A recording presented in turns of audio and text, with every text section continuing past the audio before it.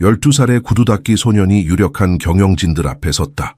너 구두닦이 박스나 챙겨. 억만장자가 명령하며 정장을 입은 이들의 웃음을 자아냈다. 하지만 소년은 목구멍에 응어리를 삼키며 낮은 목소리로 말했다. 독일 투자자 회의 통역해도 될까요? 굴욕은 즉각적이고 잔인했다. 독일 투자자들과의 중요한 협상에 800만 원이 걸려 있었고 기존 통역사는 사라진 상태였다. 절망이 밀려오던 그 순간 독일 투자자들이 회의실에 들어오며 소년에게 독일어로 정중히 인사했다. 그리고 기가 막히도록 완벽한 독일어 대답을 들은 한국 기업가들은 몇 분 전 자신들이 그를 조롱했다는 사실에 얼어붙었다.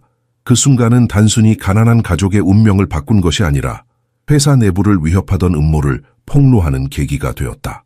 가장 겸손한 외모 뒤에야말로 때로는 가장 큰 재능이 숨겨져 있다. 끝까지 지켜봐 주세요. 이 소년이 왜 다른 언어를 구사했는지 믿기 어려운 이유를 알게 되실 겁니다. 그리고 어느 도시에서 보고 계신지 댓글로 남겨주세요. 이 꼬마가 우리 문제를 해결할 수 있다고 생각하나? 봐, 제대로 옷 입는 것도 못하잖아. 성호의 날카로운 말이 냉방이 된 임원실의 공기를 칼처럼 갈랐다. 55세의 사업가는 낡은 옷을 입고 굳은 살이 박힌 손을 가진 방금 도움을 제안한 12살 우진을 경멸스럽게 가리켰다. 완벽한 정장을 입은 임원들은 당혹스러운 시선을 교환하는 동안 소년은 반짝이는 바닥만 뚫어지게 바라보았다. 긴장감이 팽팽했다. 8억 원이 걸려 있었고 독일 투자자들은 몇 분 안에 도착할 예정이었다. 고용된 통역사는 어머니가 병원의 응급 상황이라며 갑자기 사라졌다. 비싼 향수와 더 비싼 태도를 풍기는 성호는 사무실을 미친 듯이 왔다 갔다 했다. 회의 전 구두를 닦으라고 불려온 구두닦기 소년은 구석에서 조용히 서 있었다. 저는 독일어를 할 수 있어요, 사장님. 우진이 거의 들리지 않을 정도로 부드럽게 반복했다. 너? 거리의 아이가? 웃기지 마. 내 구두닦기 상자로 돌아가. 성호가 소리쳤고 몇몇 직원들의 신경질적인 웃음을 자아냈다. 그때 엘리베이터 문이 열렸다. 어두운 정장을 입은 3명의 키 큰 남자들이 독일어로 활기차게 대화하며 들어왔다. 형식적인 인사가 기본적인 영어와 어색한 제스처로 오갔다. 성호의 긴장은 붉고 땀에 젖은 그의 얼굴에서 명백했다. 독일인 중 한 명이 구석에 있는 우진을 발견하고 미소를 지으며 독일어로 몇 마디 건넸다. 아마도 그를 임원의 아들로 착각한 것 같았다. 이어지는 침묵은 소년의 맑은 목소리로 깨졌다. 저희 회사에 관심을 가져주셔서 감사합니다. 만나 뵙게 되어 영광입니다. 그 말은 모두 독일어로 완벽하게 흘러나왔다. 마치 베를린에서 태어난 것처럼. 성호의 눈이 커졌다. 그가 방금 모욕한 누추한 소년이 마치 베를린에서 태어난 것처럼 독일어를 말했다. 우진의 마음은 격렬하게 뛰었다. 그의 어머니는 그에게 결코 오만하게 굴지 말라고 가르쳤지만 지금 그는 자신의 재능을 보여줄 수밖에 없었다. 어머니의 약을 살 돈이 필요했다. 내일은 통증이 심해질 테고 그들은 이미 마지막 진통제를 사용했다. 독일인들은 눈에 띄게 안도했다. 그들 중 가장 나이 많은 사람이 우진에게 독일 본사에 대해 질문했고 소년은 자연스럽게 대화를 이어갔다. 성호는 입을 다물고 눈을 깜빡이며 서 있었다. 이게 가능한 거야? 성호는 자신의 비서에게 속삭였다. 비서는 어깨를 으쓱였다. 어쩌면 행운일지도 모릅니다, 사장님. 통역사가 사라졌을 때 절망적으로 보였는데 성호는 깊이 숨을 들이마셨다. 이 회의는 모든 것을 의미했다. 이혼 후 그의 회사는 파산 직전에 있었다. 그는 독일 투자자들이 필요했고 지금은 기적적으로 나타난 이 소년이 필요했다. 하지만 어떤 구두닦이 아이가 독일어를 그렇게 유창하게 할 수 있을까? 사업가로서의 성호의 본능이 경고했다. 함정이 있을 것이다. 함정이 항상 있었다. 그가 우진에게 다가가려는 순간 독일인 중 한 명이 웃으며 소년의 어깨를 두드렸다. 당신의 통역사는 훌륭합니다. 아주 어리지만 굉장한 재능이군요. 성호는 작게 미소 지었다. 예, 그는 특별한 발견입니다. 그의 마음속에서 계획이 형성되기 시작했다. 이 소년이 그의 대규모 거래를 구할 수 있다면 어쩌면 그는 그 대가로 무언가를 제공할 수 있을지도 모른다. 우진은 자신이 운명의 교차로에 서 있다는 것을 알지 못한 채 어머니를 위한 수술 비용만을 생각하며 계속해서 완벽한 독일어로 말했다. 독일 투자자들과의 첫 만남이 끝나고 성호는 우진을 따로 불러냈다. 그의 눈에는 여전히 의심이 깃들어 있었다. 소녀는 자신의 낡은 신발 끝을 바라보며 서 있었다. 내 이야기를 들려줘. 성호가 명령했다. 어떻게 거리의 아이가 독일어를 그렇게 유창하게 할 수 있지? 우진은 깊은 숨을 들이마셨다. 그의 과거는 현재의 누더기, 옷과는 너무나도 다른 세계였다. 우진은 가난 속에서 태어나지 않았다. 그의 어린 시절은 서울 외곽의 소박하지만 편안한 집에서 시작되었다. 그곳에서는 비싼 장난감 대신 책들이 그의 놀이 친구였다. 그의 어머니 민지는 지역 대학의 언어 교수였다. 5개 언어를 구사하는 뛰어난 여성이었고 아들이 자신의 길을 따라가기를 꿈꿨다. 마른 다리야 우진아. 긴 수업 시간 후 저녁을 준비하면서 그녀는 종종 말했다. 새로운 언어를 배울 때마다 너는 다른 세계로 가는 다리를 만드는 거야. 어릴 때부터 소녀는 스펀지처럼 언어를 흡수했다. 4살 때 그는 이미 한국어와 영어를 쉽게 오갔다. 7살에 그는 독일어와 프랑스어 공부를 시작했고 돌볼 사람이 없을 때면 어머니의 수업에 동행했다. 대학생들은 큰 책을 작은 팔에 안고 교실 뒤에 진지하게 앉아있는 꼬마를 좋아했다. 마치 모든 단어를 이해하는 것처럼 고개를 끄덕이곤 했다. 놀랍게도 그는 정말로 이해했다. 이 아이는 언어에 절대 음감이 있어요. 독일에서 온 박문 교수가 9살 소년의 완벽한 발음에 감탄하며 말했다. 하지만 그 행복했던 시간들은 이제 머나먼 꿈처럼 느껴졌다. 어머니를 휠체어에 묶어놓은 사고는 불과 1년 전에 일어났지만 우진에게는 영원처럼 느껴졌다. 보험은 초기 치료만 커버했고 가족의 저축은 약과 집 개조에 빠르게 소진되었다. 편안했던 중산층 생활에서 이제 남은 것은 기억과 우진이 배고픈 밤에도 팔기를 거부했던 언어 책들 뿐이었다. 그것들은 한때 그의 것이었던 세계와의 마지막 연결고리였다. 구두 닦기 상자는 매일 아들의 고통을 자책하는 민지 자신의 아이디어였다. 그래서 내 어머니는 대학 교수였다는 거지? 성호가 물었다. 이제 그의 목소리에는 경멸 대신 호기심이 깃들어 있었다. 우진은 고개를 끄덕였다. 네, 사장님. 그녀는 서울대학교에서 가르쳤습니다. 그녀의 독일어 강의는 항상 가장 인기 있었어요. 그리고 사고가 언제? 작년 10월이었습니다. 우진이 속삭였다. 기억 속으로 다시 끌려 들어가는 것을 저항하며. 비 내리는 밤, 사이렌 소리, 병원 복도의 끝없는 백색 빛, 의사들의 무거운 표정. 지금 너희 어머니는 어디 계시지? 작은 아파트에 있습니다, 사장님. 휠체어로 이동하시고 약이 필요하세요?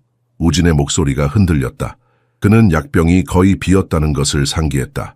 내일이면 어머니의 통증이 다시 시작될 것이다. 성호는 소년을 새로운 시선으로 바라보았다. 그는 원래 날카로운 사업가였지만 이혼 후 삶이 그에게 겸손함을 가르쳤다. 그의 마음속 어딘가에서 오래전에 묻어둔 감정이 다시 움직이기 시작했다. 독일인들이 곧 돌아올 거야. 그가 말했다. 이 일이 끝나면 우리는 대화를 계속할 필요가 있어. 우진의 가슴은 희망으로 부풀었다. 어쩌면 그의 언어 능력이 어머니를 도울 수 있는 방법을 마침내 찾은 것일지도 모른다. 하지만 그는 또한 경계했다. 어른들의 약속은 너무 자주 부서졌다. 특히 그와 같은 아이들에게는. 성호의 질문은 우진의 마음속에 깊이 묻어두었던 기억들을 끄집어냈다. 독일 투자자들이 커피를 마시러 잠시 자리를 비운 사이 소녀는 창밖으로 시선을 돌렸다. 빗방울이 유리창을 타고 흘러내리는 모습이 그날 밤을 떠올리게 했다. 사고는 비가 쏟아지던 10월의 밤에 일어났다. 민지는 학술회의에서 돌아오는 길이었다. 술에 취한 운전자가 반대 차선을 침범했다. 그 충격은 그녀의 차뿐만 아니라 다시는 완전히 회복되지 않을 척추를 파괴했다. 의사들은 분명했다. 특수 수술 없이는 그녀는 결코 다시 걷지 못할 것이다. 막 11살이 된 우진에게 세상이 무너져 내렸다. 한때 생기 넘치고 독립적이었던 어머니는 이제 가장 기본적인 일상에서조차 그에게 의존했다. 대학은 병가를 제공했지만 무기한으로 그녀를 유지할 수는 없었다. 6개월 후 급여는 중단되었다. 걱정하지 마, 아들아. 민지는 소년에게 밥 짓는 법을 가르치며 억지로 미소 지었다. 우리는 한국인이야. 우리 민족은 전쟁과 침략을 이겨냈어. 이것도 이겨낼 수 있어. 우진은 목구멍에 맺힌 응어리를 삼키며 고개를 끄덕였다. 그날 밤 어머니가 진통제 효과로 잠든 동안 그는 이제 살고 있는 작은 아파트의 좁은 방에서 조용히 웅크리고 울었다. 학교가 첫 번째로 변화를 알아차렸다. 한때 빛나던 학생이 이제는 멍한 눈과 종종 더러워진 교복을 입고 다녔다. 선생님들은 그가 수업 중에 졸 때 연민으로 눈 감아 주었다. 그들은 소년이 방과 후에 일한다는 것을 알고 있었다. 처음에는 신문 배달부, 그 다음에는 편의점 보조로 일했다. 가게 주인이 그의 실제 나이를 알아내고 해고했을 때 우진은 구두 닦기 상자에서 대안을 찾았다.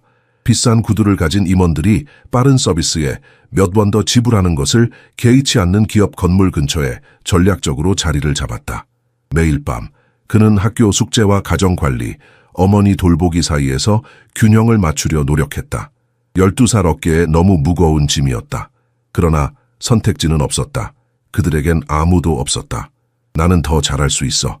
더 열심히 해야만 해. 그는 매일 아침 거울에 속삭였다.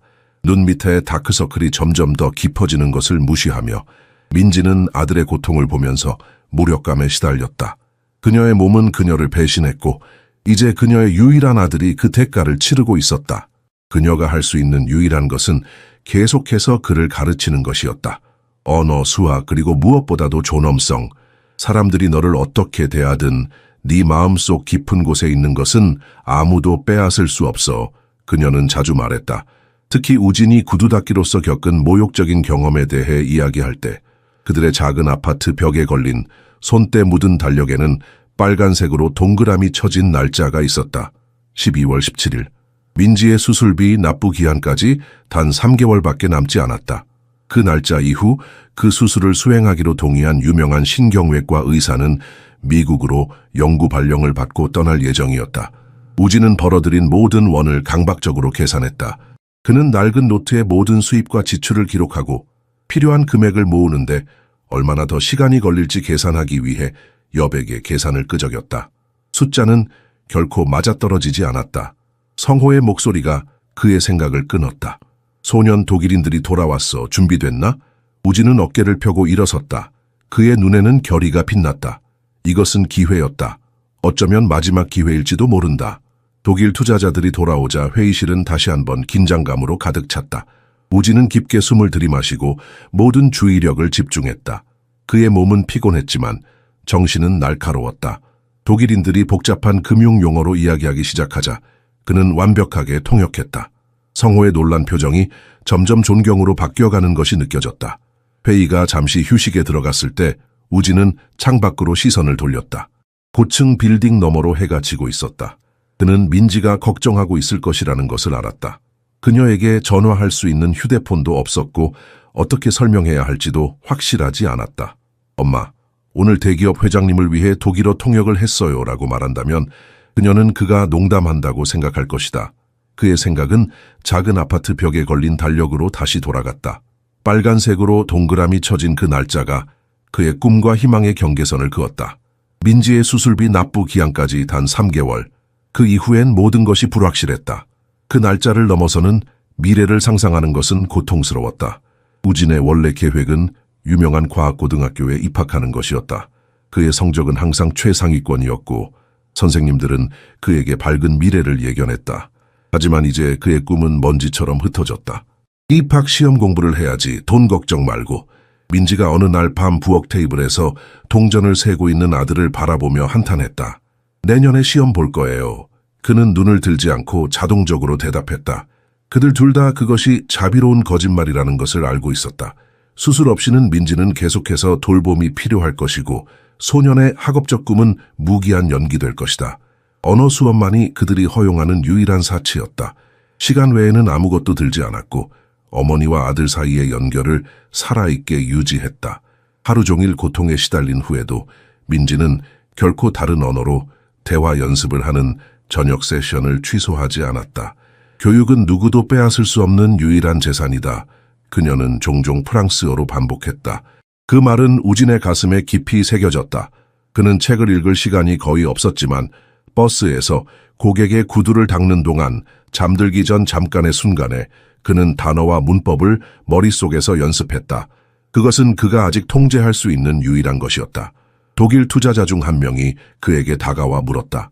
통역사 행세를 하는 이 어린 소년에 대해 궁금해하는 눈치였다. 우진은 독일어로 유창하게 대답했다. 그는 학생이라고만 말했고 구두 닦기나 병든 어머니에 대해서는 언급하지 않았다. 자존심이 그를 붙잡았다. 독일인은 감탄하며 고개를 끄덕였고 우진의 언어 능력에 대한 칭찬의 말을 건넸다. 그의 관대한 미소 뒤에는 소년의 상황에 대한 질문이 숨겨져 있는 것처럼 보였다. 그러나 우진은 대화를 전문적인 수준으로 유지했다. 독일인들이 다시 자리를 잡고 회의가 재개되자 성호가 우진에게 눈짓했다. 소년은 그의 곁으로 가서 통역을 계속했지만 그의 마음은 시간을 확인하는 것을 멈추지 않았다. 어머니의 약 복용 시간이 다가오고 있었고 그는 거기에 없었다. 이 기회를 놓칠 수 없어. 그는 스스로에게 말했다. 수술에 필요한 돈을 벌 수 있는 유일한 기회일지도 몰라. 회의가 계속됨에 따라 우진은 자신의 통역 능력이 어떤 가치를 가질 수 있는지 계산하기 시작했다. 그는 성호에게 얼마를 요구해야 할까? 전체 수술비를 요구하는 것은 너무 많은가? 그는 감히 희망할 수 있을까? 그의 생각은 어머니가 반복해서 가르쳤던 말로 돌아갔다. 항상 정직하게 요구해라. 우진아, 너의 진정한 가치를 알아. 하지만 그는 자신의 진정한 가치를 어떻게 알 수 있을까? 세상이 계속해서 그를 가치 없는 존재로 대할 때 마지막 독일 투자자가 말을 마치자 회의실에는 어리둥절한 침묵이 흘렀다. 성호는 분노로 얼굴이 붉었다가 이제는 충격으로 창백해졌다. 그는 우진의 팔을 거칠게 잡아당겨 한쪽 구석으로 데려갔고 투자자들을 향해 억지 미소를 지었다. 어떻게 그렇게 했지? 그는 커피 향이 강한 숨결로 소년을 물러서게 만들며 격렬히 속삭였다. 어머니가 가르쳐 주셨어요, 사장님. 그녀는 언어 교수예요. 우진이 눈을 내리깔며 대답했다. 성호는 침을 꿀꺽 삼키며 빠르게 계산했다. 8억 원. 파산적인 이혼 후 그의 회사를 재정적 파멸에서 구할 계약이었다. 그리고 그의 유일한 희망은 이 누더기 옷을 입은 구멍난 신발의 소년이었다. 우진은 투자자들을 힐끗 보았다. 그들은 회의실 한쪽에서 차트를 검토하고 있었다. 그의 통역 덕분에 회의는 놀라울 정도로 원활하게 진행되었다. 그는 성호가 원래 예상했던 것보다 더 좋은 조건을 확보하도록 도왔다. 독일인들이 서로 작은 목소리로 나눈 대화에서 포착한 정보 덕분이었다. 성호의 눈에서 뭔가가 변했다. 처음으로 그는 낡은 옷과 허약한 외모 너머를 보았다. 그는 타고난 재능, 다른 환경이었다면 먼지 나는 거리 대신 명문대학에서 꽃피울 수 있었을 날카로운 지성을 보았다. 얼마를 원하지? 그가 갑자기 물었다. 돈, 내 가격을 말해봐. 우진은 망설였다. 달력에 빨간색으로 동그라미 쳐진 날짜를 생각했다. 그가 잠들었다고 믿으며 조용히 울던 어머니의 밤들을 생각했다. 곧 떠날 신경외과 의사를 생각했다. 어머니가 수술이 필요해요, 사장님. 사고로 하반신 마비가 되셨어요. 의사들은 그녀가 다시 걸을 수 있지만 수술이 너무 비싸다고 해요. 성호는 눈썹을 찌푸렸다. 그는 터무니없는 숫자, 갈취, 시도를 예상했었다. 이런 단순하고 겸손함에 거의 고통스러운 대답은 아니었다. 그게 전부야, 수술. 그는 믿을 수 없다는 듯이 물었다. 우진은 고개를 끄덕이며 마침내 눈을 들어 사업가의 눈과 마주쳤다. 사장님이 그것을 도와주신다면 저는 회의를 통역해드리겠습니다. 많은 돈인 것 알지만 성호의 가슴에서 무자비한 기업 상승의 세월 동안 죽었다고 믿었던 무언가가 불편하게 꿈틀거렸다. 이 가난한 아이의 겸손함과 존엄성에 그는 부끄러움을 느꼈다. 아이는 자신의 재능을 인질로 잡지 않았다. 단지 어머니를 도울 방법을 찾고 있을 뿐이었다. 얼마나 필요하지? 그가 물었다. 목소리가 부드러워졌다. 7천만 원입니다, 사장님. 우진이 속삭였다. 그 숫자를 말하는 것이 거의 고통스러운 듯했다. 김 박사님이 서울에서 유일하게 그 수술을 할 수 있는 전문의예요. 12월 17일 이후엔 미국으로 떠나세요. 성호는 생각에 잠겨 고개를 끄덕였다. 그것은 상당한 금액이었지만 소년이 구하는데 도움을 주고 있는 계약의 아주 작은 일부였다. 이런 상황에서 대부분의 사람들은 훨씬 더 많은 것을 요구했을 것이다. 내면의 목소리가 그에게 경고했다. 왜 이렇게 쉽게 신뢰하는 거지? 이 아이는 어쩌면 모든 것을 꾸며낸 것일 수도 있어. 증거를 요구해. 확인해. 하지만 우진의 눈에서 그는 진실만을 보았다. 빛나는 지성과 너무 일찍 어른이 된 소년의 조용한 존엄성을. 저기로 가서 통역해. 나중에 우리 합의에 대해 이야기하자. 그는 명령했고 전문적인 미소를 지으며 테이블로 돌아갔다. 그러나 내면에서 성호는 여전히 의심했다. 아무도 그렇게 적은 대가로 무언가를 하지 않았다. 이 소년의 진정한 의도는 무엇일까? 우진은 테이블로 돌아가면서 자신이 막 생명줄을 잡았을지도 모른다는 충격적인 깨달음을 느꼈다. 하지만 그는 또한 그것이 너무 쉽게 미끄러져 나갈 수 있다는 것도 알았다. 성호의 눈에서 여전히 의심을 보았기 때문이다. 이제 그는 단지 통역사가 아니라 어머니의 유일한 희망이 되었다. 회의가 놀라운 흐름으로 진행되었다. 우진은 단순히 단어만 통역하는 것이 아니라 독일인과 한국인 모두를 감탄시키는 문화적 뉘앙스까지 전달했다. 투자자 중 한 명이 우연히 아시아 시장에 대한 제한 가격이 높아 보인다고 언급했을 때 소녀는 충실하게 통역했지만 한국 문화에서 정중한 이견을 나타내는 작은 곡의 끄덕임을 덧붙였다. 성호는 그 신호를 포착하고 즉시 준비해 두었던 시장 비교 데이터를 제시했다. 독일인들은 그 즉각적인 대응에 눈에 띄게 감명받았다. 주변의 공기가 긍정적인 에너지로 변화하는 것을 느끼며 우진은 자신의 어린 나이에도 불구하고 이 두 세계 사이의 다리가 되고 있다는 것을 깨달았다. 그의 마음은 잠시 어머니에게로 향했다. 어머니가 여기 계셨다면 얼마나 자랑스러워 하셨을까. 그는 완벽하게 통역하기 위해 주의를 다시 집중했다. 독일 투자자들 중 가장 나이 든 사람이 동료들에게 말했다. 우진의 예외적인 능력에 대한 칭찬이었다. 소녀는 독일어로 유창하게 대답했다. 겸손하게 자신은 단지 다른 사람들의 지혜를 번역할 뿐이라고. 이 대답은 진정한 미소를 자아냈다. 초기의 긴장은 완전히 사라졌고 협상은 예상치 못하게 유리한 방향으로 진행되고 있었다. 어느 시점에서 독일인 중 한 명이 합리적이긴 하지만 성호가 기대했던 가치보다 상당히 낮은 제안을 했다. 한국 임원은 거래를 잃을까봐 두려워 수락할 준비를 하고 있었다. 그들이 이 가격을 제안하고 있지만 우진이 성호에게 한국어로 통역했다. 하지만 앞서 그들 사이에서 필요하다면 최대 20% 더 올릴 권한이 있다고 언급했습니다. 역제안을 제시하는 것이 좋을 것 같습니다. 사업가는 놀란 눈으로 소년을 바라보았다. 그 정보는 공개적으로 언급되지 않았었다. 우진은 독일인들 사이의 사적인 대화에서 무언가를 포착했다. 수백만 원의 차이를 의미할 수 있는 정보였다. 확실해? 성호가 속삭였다. 우진은 자신 있게 고개를 끄덕였다. 네, 사장님. 밀러 씨가 최대 상한선에 대해 슈미트 씨에게 속삭였어요. 그들은 제가 그들의 사적인 대화를 이해할 거라고 생각하지 않았습니다. 성호는 소년의 지적을 바탕으로 대담한 역제안을 했다. 독일인들은 잠시 놀란 듯 했지만 짧은 논의 후에 거의 성호의 요구에 가까운 중간 지점에 동의했다. 그 순간 성호는 처음으로 누더기 옷과 연약한 외모 너머를 진정으로 보았다. 그는 자연스러운 재능, 다른 환경이었다면 먼지 나는 거리 대신 명문 대학에서 꽃피울 수 있었을 날카로운 지성을 보았다. 이전의 행동에 대한 부끄러움이 커지기 시작했지만 그는 그것을 밀어냈다. 사업은 사업이었다. 감상은 그곳에 설 자리가 없었다. 그러나 그의 마음 깊은 곳에서 무언가가 변하고 있었다. 이 소년에 대한 경멸은 존경으로 변했다. 자신의 힘든 어린 시절, 부모님의 희생, 성공을 향한 길에서 버렸던 이상들을 기억했다. 테이블 맞은편에서 성호의 15년 된 동업자인 지훈이 미소를 지었다.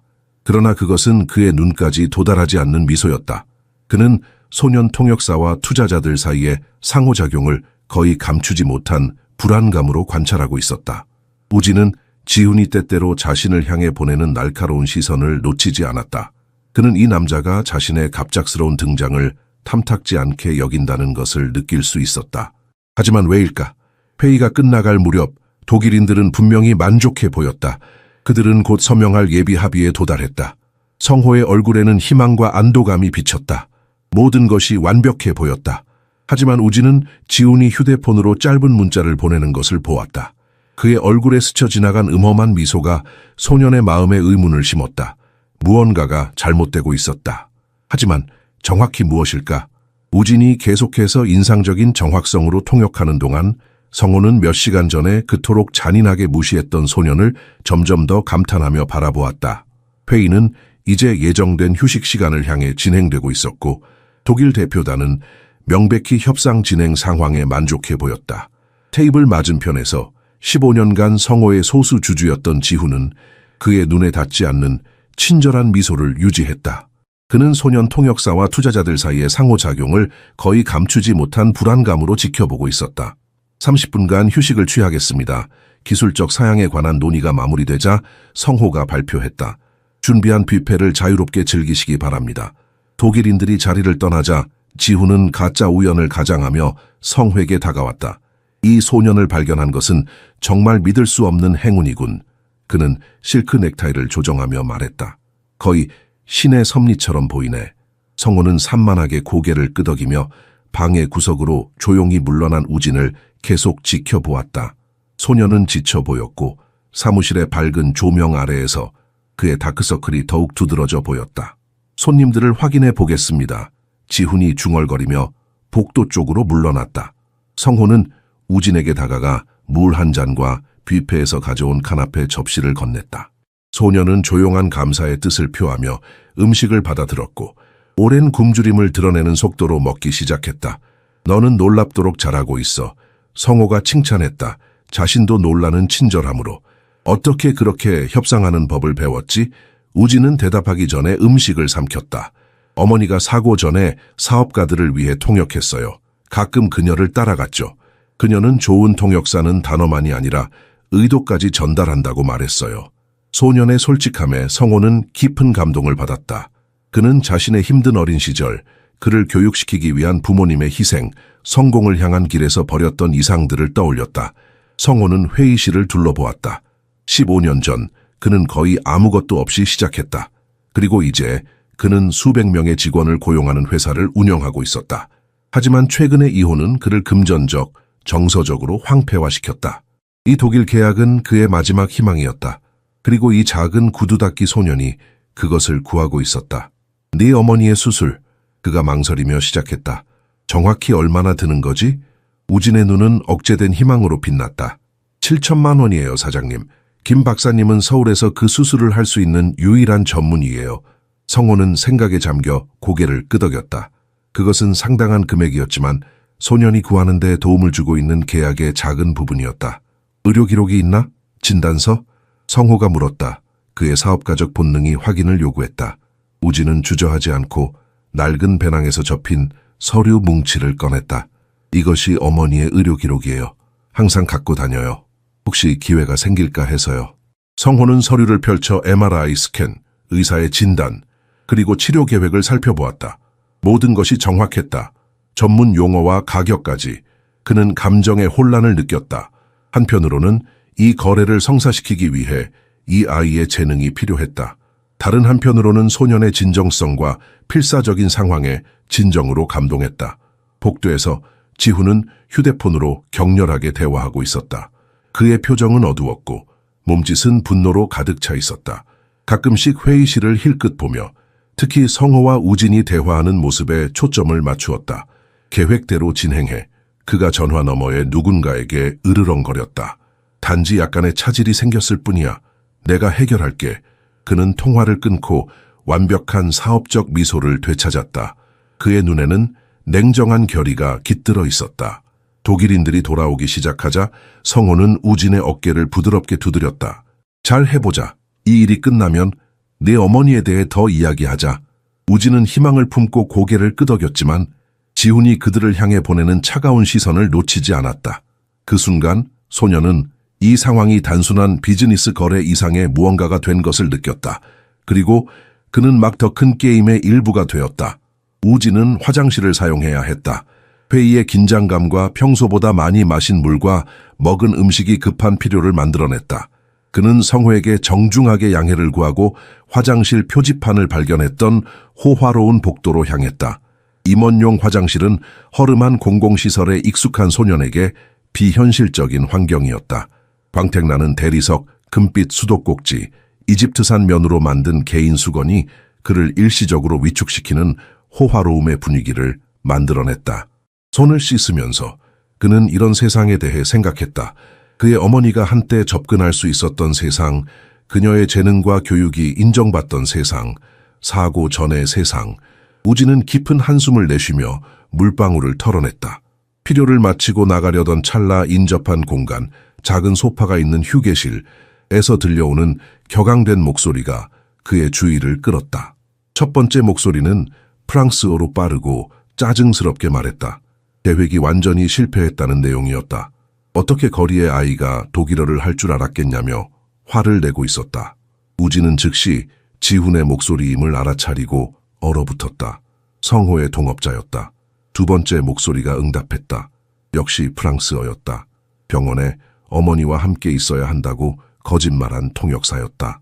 그는 사라지기 위해 돈을 받았지 기적을 예측하기 위해서가 아니라고 말했다. 심장이 빠르게 뛰는 가운데 우진은 살며시 반쯤 열린 문에 다가갔다. 다음 말들이 그의 최악의 두려움을 확인시켰다. 성호는 어차피 끝났어. 이혼 후에 그는 파산 직전이야. 이 거래는 그의 마지막 기회였지. 지훈은 회사가 파산했을 때 성호의 지분을 헐값에 사들일 계획이었다고 낮게 웃으며 설명했다. 계획은 단순했다. 통역사 없이 계약은 무산될 것이고 성호는 팔 만큼 절박해질 것이다. 그럼 이제 어떻게 하지? 통역사가 물었다. 이제 우리는 거래를 방해할 다른 방법을 찾아야 해. 지훈이 대답했다. 우진은 조용히 물러섰다. 가슴이 두근거렸다. 성호에게 알려야 했지만 프랑스어를 이해한다는 것을 밝히지 않고 어떻게 할 수 있을까? 더 중요한 것은 사업가가 길거리 아이의 말을 오랜 동업자에 대항해 믿을까? 복도를 걸어 나오면서 우진은 지훈이 성호의 사무실에서 빠르게 나오는 것을 보았다. 그의 손에는 두꺼운 파란색 폴더가 있었다. 그는 주위를 살피더니 빠르게 건물 반대편으로 사라졌다.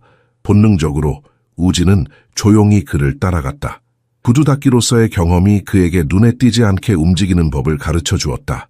그는 사무실 파티션 뒤에 숨어 지훈이 유지관리 직원에게 폴더를 건네는 것을 지켜보았다. 이걸 당분간 숨겨. 지훈이 명령했다. 아무도 찾지 못하게 해. 우진의 심장이 더 빠르게 뛰었다.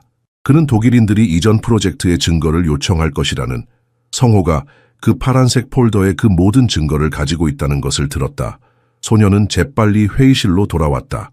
독일인들은 이미 자리에 앉아 있었고 지훈은 마치 아무 일도 없었던 것처럼 평온한 표정으로 입장했다. 우진은 성호의 옆에 앉으며 망설였다. 진실을 어떻게 말해야 할까? 지훈이 분명히 강력한 동맹과 영향력을 가진 회사의 오랜 임원이었다. 그를 고발하는 것은 위험할 수 있었다. 하지만 침묵하는 것은 자신을 신뢰하기 시작한 사람을 배신하는 것이었다. 회의가 다시 시작되자 독일 대표단의 리더가 예상대로 요청했다. 이전에 완료한 유사한 프로젝트의 예를 볼 수 있을까요? 성호가 자신 있게 고개를 끄덕였다. 물론이죠. 제가 정확히 그런 목적으로 도시예를 준비했습니다.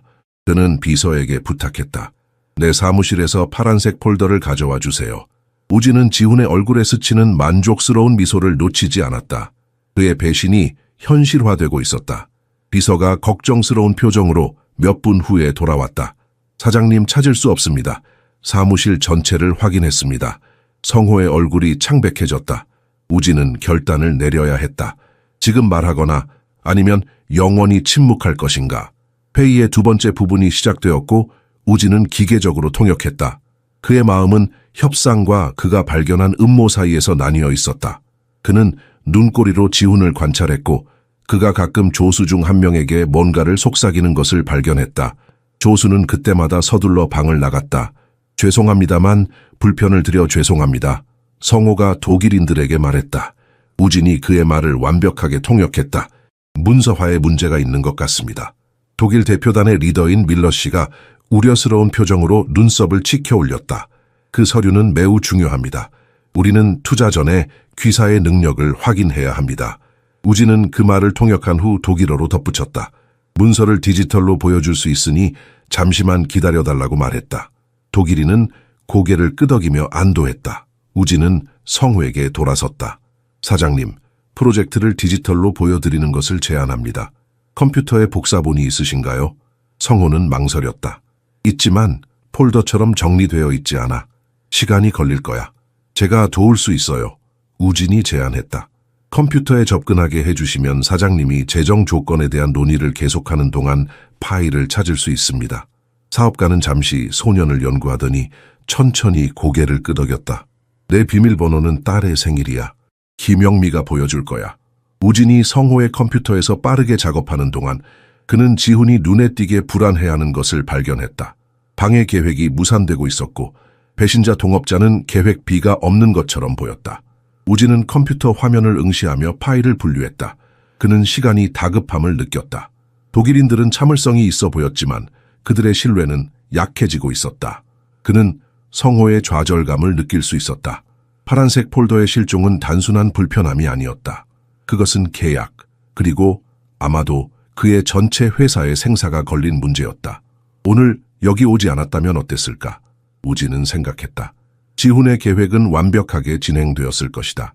성호는 파산했을 것이고 어머니의 수술비를 벌 기회는 영원히 사라졌을 것이다. 원천 파일을 검색하면서 우진은 지훈이 회의실을 떠나 휴대폰으로 격렬하게 대화하는 것을 발견했다. 소녀는 계속해서 작업했지만 그의 귀는 날카로워졌다. 그는 복도에서 들려오는 지훈의 조용한 소리를 겨우 들을 수 있었다. 이 망할 꼬마가 모든 것을 망치고 있어. 다른 방법을 찾아. 지금 당장.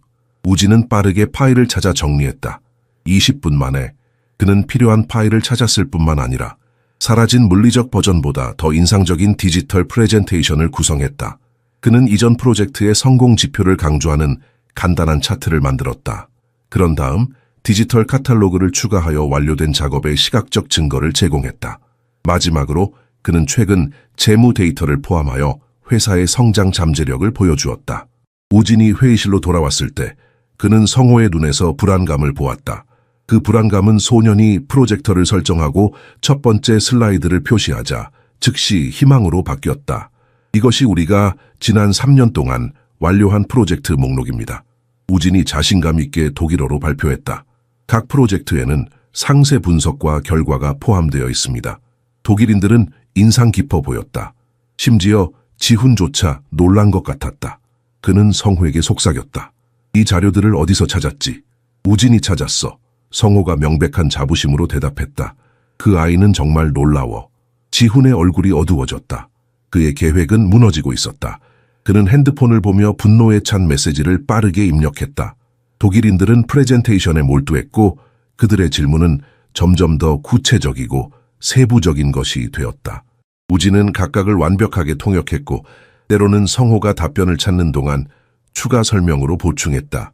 지훈이 다시 방을 나서려고 일어났을 때 우진은 선택의 시간이 왔음을 알았다. 그는 지금 행동해야 했다. 디지털 프레젠테이션은 대단한 성공이었다. 문서 사라짐에 처음에는 우려했던 독일 투자자들은 이제 인쇄된 버전보다 더 감명받은 것 같았다. 복잡한 데이터를 시각적으로 매력적인 방식으로 전달하는 우진의 능력은 나이에 비해 놀라웠다. 회의장 분위기는 완전히 바뀌었다. 1시간 전의 긴장감은 이제 기대감과 낙관주의로 가득 찼다. 심지어 가장 회의적인 독일 투자자조차 메모를 열심히 작성하며 추가 질문을 던지고 있었다. 임원들이 활기차게 최종 세부 사항을 논의하는 동안 지훈이 갑자기 자리에서 일어났다. 개인적으로 논의할 필요가 있어. 그는 성호에게 인접한 방을 가리키며 중얼거렸다. 서명하기 전에 네가 알아야 할 것이 있어. 성호는 눈썹을 찌푸렸지만 고개를 끄덕였다. 우진, 통역을 계속해. 곧 돌아올게. 소녀는 두 남자가 나가는 것을 지켜보았고 가슴속에서 공포감이 커져갔다. 지훈이 분명히 성호에게 어떤 정교한 거짓말로 거래를 포기하도록 설득할 것이다. 무언가를 해야 했다. 우진은 독일인들에게 공손하게 독일어로 말했다. 잠시만 양해해 주십시오. 다음 섹션을 위해 기술적 세부사항을 확인해야 합니다. 그들이 고개를 끄덕이자 우진은 빠르게 인접한 방으로 향했다. 그의 심장이 빠르게 뛰었다. 평생 동안 자신을 무시하고 업신여겼던 성인들과 맞서야 하는 순간이 왔다. 과연 그가 들을까? 인접한 방에서 지훈이 빠르게 말하고 있었다. 흥분해서 몸짓을 하면서 네가 보지 못하고 있는 숫자에 심각한 문제가 있어. 이 거래는 회사를 망칠 거야, 성호. 우리가 할 수 있을 때 물러나야 해. 우진이 조용히 들어갔다. 서류를 찾는 척하면서 지훈은 즉시 말을 멈췄다. 우리는 사생활이 필요해. 그가 쉿소리를 냈다. 그 아이는 비즈니스 한국어를 이해하지 못해. 성호가 산만하게 대답했다. 계속해. 우진은 등을 돌린 채 서류를 검토하는 척했다. 지훈은 다시 자신의 주장을 시작했다. 이번에는 소년을 더 혼란스럽게 하려는 듯 한국어와 영어 금융 용어를 섞어서 말했다. 우진은 자신의 선택의 무게를 느꼈다. 그가 알고 있는 것을 말하면 지훈은 그를 적으로 삼을 것이다. 침묵하면 그는 자신을 믿기 시작한 사람을 배신하는 것이다. 그리고 어머니의 수술은 어떻게 될까? 깊은 숨을 들이마신 후 우진은 돌아섰다. 그리고 완벽하고 또렷한 한국어로 화장실에서 들은 모든 것을 폭로했다. 그는 정확한 세부 사항을 전달했다.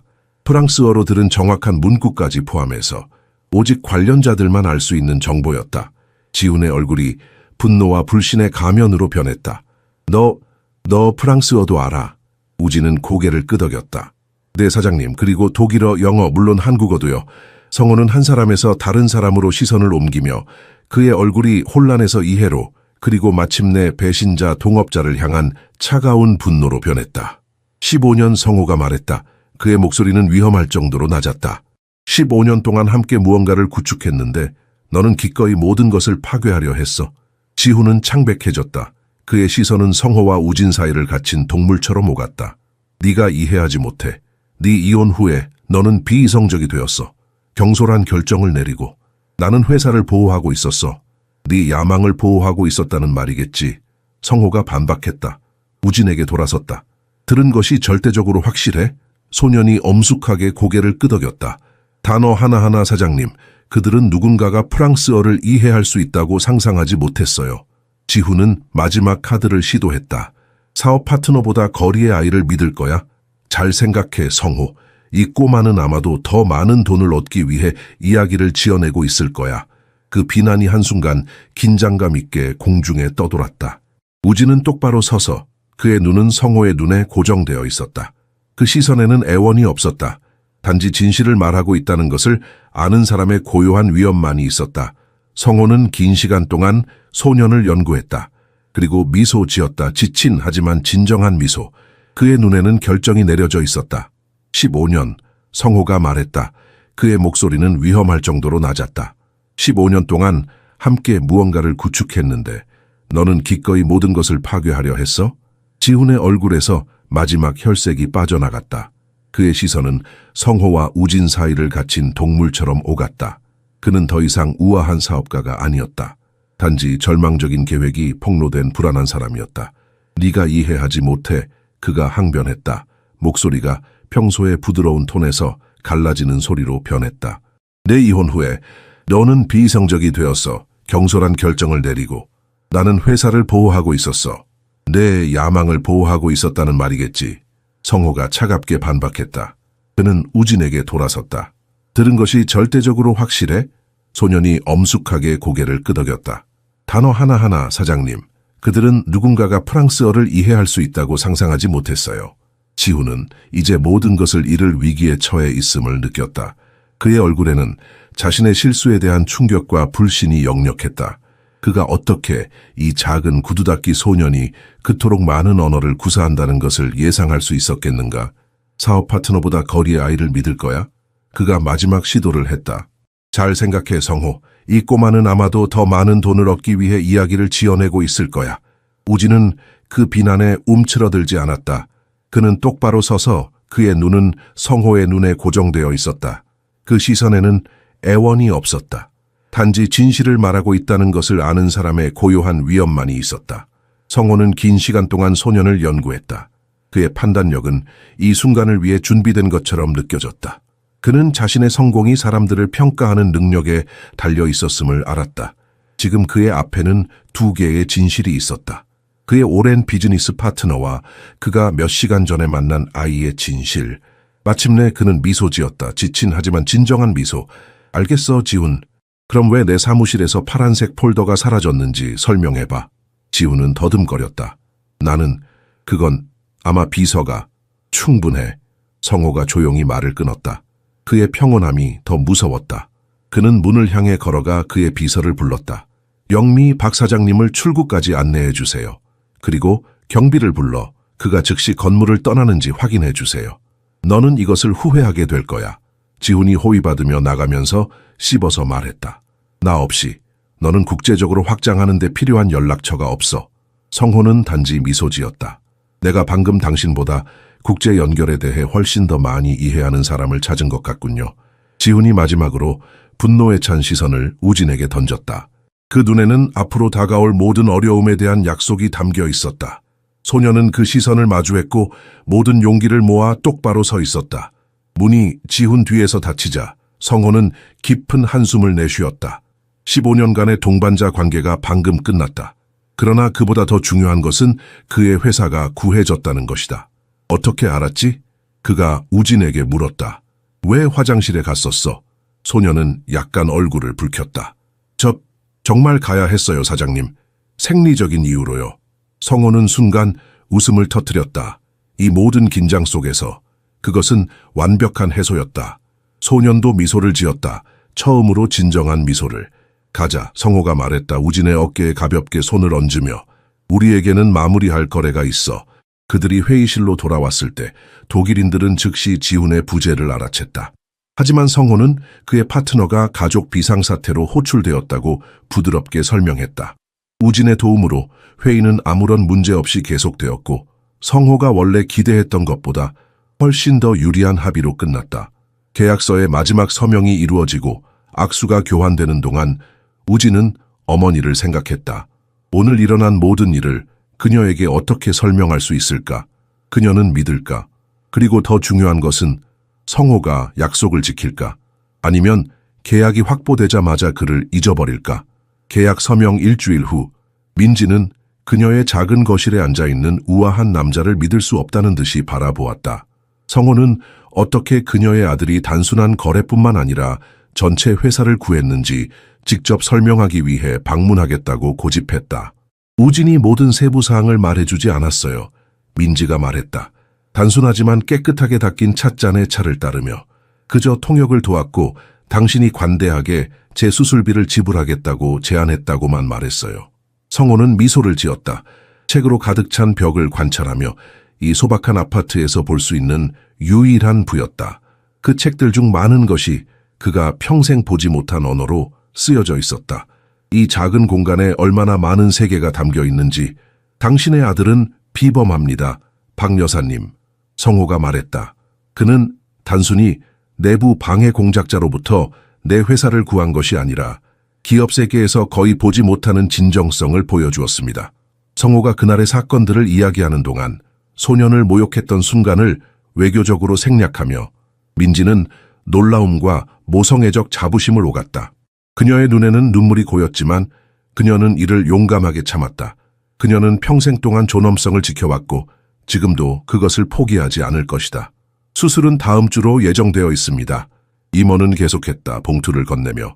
우진이 요청한 대로 김 박사님과 함께요. 또한 수술 후 물리치료와 회복 기간 동안에 가정 간호를 준비하는 자유를 누렸습니다. 민지는 감사를 표하려 했지만 감정이 그녀의 목소리를 막았다. 그녀는 봉투를 신성한 물건처럼 꼭 쥐고 있었다. 그 안에는 그녀의 두 번째 삶의 기회, 그리고 아들의 자유가 들어있었다. 인접한 방에서 우진은 대화를 듣고 있었다. 그의 심장은 불규칙하게 뛰었다. 공부를 재개하고 더 이상 일상적인 생존에 대해 걱정하지 않아도 된다는 가능성은 실현하기에는 너무 먼 꿈처럼 느껴졌다. 한 가지 더 있습니다. 성호가 덧붙였다. 망설이며. 우진에게 해외 대학을 포함한 학업을 마칠 수 있는 전액 장학금을 제공하고 싶습니다. 그리고 그가 준비되었을 때 제 회사에 그를 위한 자리가 있습니다. 민지의 눈이 커졌다. 그녀는 자신의 귀를 믿을 수 없었다. 그녀의 손이 떨리기 시작했다. 성호 씨, 민지의 목소리가 약간 떨렸다. 당신의 관대함에 말을 잃었습니다만 그 모든 부담을 당신이 짊어지도록 할 수 없어요. 제가 회복되면 어떤 식으로든 보답하고 싶습니다. 사업가는 고개를 저었다. 친절한 미소가 그의 얼굴에 걱정 주름을 부드럽게 했다. 당신은 이미 세상에 비범한 아들을 주셨습니다. 도울 수 있다는 것을 특권으로 생각합니다. 우진이 조용히 방에 들어섰다. 그의 눈은 억제된 감정으로 빛났다. 성호는 일어서서 소년에게 정중하게 손을 내밀었다. 더 이상 거만한 상관으로서가 아니라 동등한 사람으로서. 고맙습니다. 우진이 간단히 말했다. 내밀어진 손을 잡으며 그 두 단어 속에서 성호는 단순한 감사 이상을 들었다. 그것은 일주일 전에는 둘 중 누구도 상상할 수 없었던 미래에 대한 조용한 약속이었다. 모욕과 편견이 아닌 인정과 상호 존중을 바탕으로 구축된 미래. 성호가 수술 준비를 도우러 다시 오겠다고 약속하며 작별 인사를 하는 동안 민지는 새로운 힘으로 아들의 손을 꼭 잡았다. 사고 이후 처음으로 그녀의 눈은 단지 고통과 걱정만이 아닌 희망도 반영했다. 우리 한국인은 그녀가 그들을 지탱해온 주문을 반복하며 속삭였다. 얼마나 불가능해 보이든 항상 길을 찾아. 우진은 고개를 끄덕였다. 그의 눈은 눈물로 흐렸다. 그러나 이번에는 슬픔의 눈물이 아니었다. 그것은 안도감의 눈물이었다. 길고 어두운 터널 끝에 마침내 빛이 보였다. 하지만 어머니, 그가 물었다. 왜 그가 우리를 도와주는 걸까요? 그는 정말 달라진 걸까요? 아니면 다른 의도가 있는 걸까요? 민지는 사려 깊게 미소 지었다. 사람들은 변할 수 있어, 우진아. 때로는 단지 그들의 더 나은 본성을 일깨워줄 누군가가 필요할 뿐이야. 강남의료센터는 봄 햇살 아래 빛났다. 유리벽이 완벽하게 푸른 하늘을 반사했다. 민지의 수술 이후 6개월이 지났고 오늘은 집중적인 물리치료의 마지막 날이었다. 박 여사님, 3걸음만 더요. 물리치료사가 격려했다. 민지가 가벼운 지팡이만을 의지한 채 복도를 천천히 걸어가는 것을 전문적인 만족감으로 지켜보며 복도 끝에서 우진이 기다리고 있었다. 명망 있는 연세학원의 깔끔한 교복이 성호를 만났던 날 입었던 낡은 옷과는 극적으로 대조되었다. 그의 얼굴은 한때 끊임없는 걱정으로 특징 지어졌지만 이제는 단지 10대일 수 있는 사람의 평온함을 발산했다. 어머니를 보세요. 그가 민지가 경로를 완료했을 때 자랑스럽게 외쳤다. 곧 마라톤을 뛰실 거예요. 민지는 웃었다. 잠시 의자에서 쉬며. 공원 산책부터 시작하자. 그것만으로도 충분한 기적이야. 회복은 쉽지 않았다. 심한 통증의 날들, 진전이 정체된 것처럼 보일 때의 절망의 순간들이 있었다. 하지만 민지가 아들에게 전해준 결의가 이제 그녀 자신의 회복 여정에 양분을 공급했다. 김 박사는 수술이 완벽하게 진행되었다고 말했지만 실제 결과는 환자의 의지에 달려있다고 경고했다. 민지는 그 도전을 받아들였다. 그녀는 30년 전 대학 입학 시험을 위해 공부했던 것과 같은 열정으로 재활에 임했다. 처음에는 손가락만 움직일 수 있었다. 그런 다음 발목. 마침내 첫 발걸음. 매 작은 승리는 축하했다. 성호는 정기적으로 방문했고 우진이 빅보스라고 농담하며 부르는 사람에 대한 민지의 초기 의심은 점점 감사와 따뜻한 우정으로 변했다. 성호 씨가 오늘 아침에 전화했어. 우진이 어머니의 소지품을 모으는 것을 도우며 말했다. 저소득층 젊은이들을 위한 인턴십 프로그램의 첫 번째 수업이 다음 달에 시작해. 그는 내가 후보자 선발을 도와주길 원해. 민지는 승인의 뜻으로 고개를 끄덕였다. 독일 계약 사건 이후 성호는 불우한 청소년들 사이에서 인재를 발굴하는 야심찬 프로그램을 만들었다. 그것은 단순히 형식적인 교육뿐만 아니라 전문적인 멘토링까지 제공했다. 그리고 너의 독일어는 어때? 그녀가 물었다. 자연스럽게 언급된 언어로 전환하며. 어머니의 독일어보다 낫죠. 우진이 장난스러운 미소로 독일어로 대답했다. 민지는 가짜 분노를 보이다가 두 사람 모두 웃음을 터뜨렸다. 번영의 시기에 교육 도구로 시작되어 어려운 시기에 구명줄이 되었던 언어 게임은 이제 미래를 축하하는 방식으로 다시 등장했다. 의료센터 리셉션에서 그들을 기다리고 있는 놀라움이 있었다. 성호가 민지의 수술을 집도한 김 박사와 활기차게 대화하고 있었다. 모범 환자와 그녀의 천재 아들. 그들을 보자 의사가 외쳤다. 제가 마침 성호 씨와 당신의 사례가 다음 국제신경외과 학회에 포함될 것이라고 공유하고 있었습니다. 민지는 당혹스러움에 얼굴을 붉혔다. 제가 그런 주목을 받을 만한 건 아니에요, 박사님. 그렇지 않습니다. 김 박사가 주장했다. 당신의 회복은 기록적입니다. 그리고 그것은 의학만큼이나 당신의 결의에 관한 것입니다. 성호는 조용히 그들을 지켜보았다. 그의 눈에는 드러나지 않은 감정이 있었다. 6개월 전 그는 회사를 구하기 위해 필사적이었던 냉혹한 사업가였다. 오늘 그는 다른 사람이 되었다고 느꼈다. 아마도 그가 항상 내면에 가지고 있었지만 잊었던 사람. 저녁 식사하러 가실래요? 그가 제안했다. 조그만 축하를 할 시간인 것 같습니다. 우진은 어머니를 바라보았다. 그들의 간단한 생활 방식에 익숙했기 때문에 어색해하는 그녀의 표정을 알아챘다. 하지만 그는 또한 그녀의 눈에서 무언가 새로운 것을 보았다. 일종의 청춘, 그녀를 휠체어에 묶어놓았던 사고 이전에도 오랫동안 부재했던 것. 네, 좋을 것 같습니다. 민지가 대답했다. 작은 미소가 그녀의 입가에 맴돌았다. 인생을 축하할 이유가 있어요. 그들이 의료센터를 떠날 때 우진은 6개월 전에는 상상할 수 없었던 모습을 보았다. 그의 어머니가 걷고 있었다. 지팡이로 지지하며. 하지만 확실히 그녀 자신의 두 다리로, 그리고 그녀 옆에는 그들의 위기의 순간에 아직 낯선이었던 사람이 이제 그들의 여정의 일부가 된 것처럼 걸었다. 운명이 이런 식으로 흘러갈 것이라고 누가 상상했겠는가? 우진은 생각했다. 구두 닦기 상자에서 시작된 여정이 이렇게 될 줄이야. 5년이 흘렀다. 성호 인터내셔널의 웅장한 건물 30층에서 특별한 회의가 진행 중이었다. 새 대륙에서 온 임원들이 호화로운 회의실을 채웠고 화면에는 다른 5개국에서 참여하는 사람들의 얼굴이 표시되어 있었다.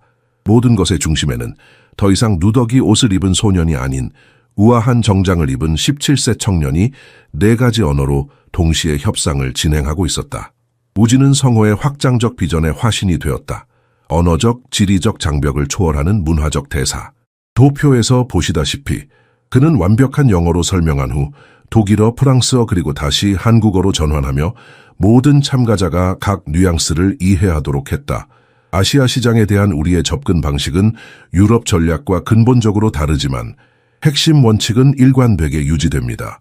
회의실 구석에서 성호는 아버지와 같은 자부심으로 지켜보았다. 그는 결코 생물학적 자녀를 갖지 못했다. 그의 실패한 결혼은 그것 이전에 끝났다. 하지만 우진에게서 그는 단지 재능 있는 제자가 아니라 아들과 가까운 무언가를 발견했다. 한때 파산 직전이었던 회사는 이제 아시아에서 자신의 분야를 선도하고 유럽으로 빠르게 확장하고 있었다. 불우한 청소년들을 위한 인턴십 프로그램은 처음에는 작은 사회적 책임 이니셔티브였으나 이제는 국제적으로 인정받는 강력한 인재 인큐베이터로 변모했다. 청중의 첫 번째 줄에서 민지는 아들의 발표를 눈물에 젖은 눈으로 지켜보았다. 완전히 회복된 그녀는 이제 성호 인터내셔널의 언어훈련 부서를 조정하며 자신의 아들에게 언어를 가르쳤던 방식을 기반으로 혁신적인 방법론을 개발하고 있었다. 발표가 끝나고 박수가 회의실에 울려 퍼지자 우진은 청중 앞에서 공손하게 인사했다. 그의 눈은 어머니의 눈과 마주쳤고 그들 사이에는 말없는 이해가 흘렀다. 그들이 함께 여행한 놀라운 여정, 절망의 시면에서 이 승리의 순간까지. 나중에 외국 임원들이 밤에 서울 파노라마 전망에 감탄하는 동안 독일인 중 한 명이 우진에게 다가왔다. 한국이 자신을 이렇게 여러 번 재창조한 것이 인상적입니다. 그가 말했다. 먼저 전쟁, 그 다음 경제 위기, 그리고 이제 기술과 혁신의 세계적 리더로서. 우진은 미소를 지었다. 그가 그토록 사랑하는 도시의 반짝이는 불빛을 바라보며 우리 한국인들은 비밀이 있습니다. 그는 조용히 대답했다. 우리는 장애물을 끝이 아닌 시작으로 봅니다. 모든 넘어짐은 단지 더 큰 도약을 위한 준비일 뿐입니다. 독일 임원이 생각에 잠겨 고개를 끄덕였다. 존경할 만한 철학입니다. 단지 철학이 아닙니다. 우진이 부드럽게 정정했다. 그것은 우리의 역사입니다. 그것은 우리가 누구인지를 말해줍니다. 회의실 문에서 성호는 이 장면을 만족감으로 지켜보았다. 5년 전 그는 구두 닦기 소년을 모욕했었다. 그 순간 그가 자신의 구원과 회사 부활의 씨앗을 심고 있다는 것을 상상하지 못한 채 한국의 진정한 힘은 그는 생각했다. 우리의 건물이나 기술에 있지 않고 우리 국민의 회복력에 있다. 우리의 고통을 목적으로, 도전을 기회로 변화시키는 능력에. 우진이 문 쪽으로 걸어오자 성호는 미소를 지었다. 자랑스럽구나. 그가 간단히 말했다. 우진은 고개를 숙여 인사했다. 깊은 존경의 표시로. 하지만 그의 눈에는 단순한 감사함 이상이 있었다. 동등함이 있었다. 그는 더 이상 구원이 필요한 가난한 소년이 아니었다. 그는 자신의 재능과 노력으로 자신의 자리를 차지한 젊은 남자였다. 민지가 그들에게 합류했다. 그녀의 걸음에는 더 이상 망설임이 없었다. 그들 셋은 서울의 밤 하늘을 바라보았다. 각자 자신의 과거와 그들이 함께 만든 미래를 생각하며 어머니가 항상 말씀하셨죠. 우진이 부드럽게 말했다. 언어는 다리입니다. 그들은 세계를 연결합니다. 민지는 미소 지었다. 아들의 손을 꼭 쥐었다. 그리고 때로는 그 다리가 우리가 꿈도 꾸지 못했던 곳으로 우리를 데려갑니다. 성호는 고개를 끄덕였다. 구두 닦기 소년이 아무도 기대하지 않았던 순간에 그를 구했던 것처럼 어쩌면 우리는 모두 서로의 구원이 될 수 있을지도 모른다.